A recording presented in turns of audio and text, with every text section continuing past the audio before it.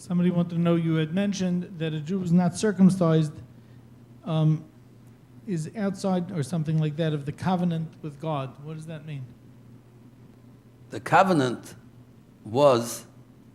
means a bris, a treaty, a non-breakable agreement between God and the Jewish people. That's the bris. The bris was that God will be for us as a God, has special closeness to the Jewish people, and we have a special closeness to him as his nation. He'll never leave us, no matter what we do, how bad we are, he'll never leave us. He'll punish us and knock us in sense to our head to bring us back, but he'll never leave us. And our part of the deal was we'll never leave him, no matter how much we're punished, no matter how much we go through, no how many pogroms and how many inquisitions and how many holocausts, we'll never leave him. That was the part of we took upon ourselves, we'll never leave him. He upon himself will never leave us. That was the covenant. The sign of the covenant is the bris that we call the bris is circumcision, the sign of the covenant.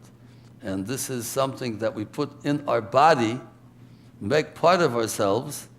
It's not just a ritual, but we make our body different from the nations of the world by circumcising ourselves and showing that we accept upon ourselves God's rule in the most important part of our body, so to say. This is our nitzchias. This is the aver in the person, the part of the person that keeps the generations going. This is where children are born, to show that we take upon ourselves God's rule for ourselves and for future generations forever. And therefore the bris is in that place where the eternal life of human beings is, so the bris.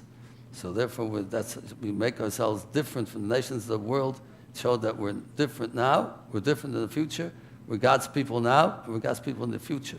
That's why the bris is done in such a way. I'm not saying the whole. We spoke about it then in great length when we learned the mitzvah of bris. We came to it before, but generally speaking, this is the idea. So, what would a woman do to make a covenant with God? A woman, we say ishto kegufo. A man and a woman, a wife, are considered as one, and therefore the man and the woman who's married, so she's considered like together with her husband. Adam and Eve were created together. They're separated later, but they're considered as one entity.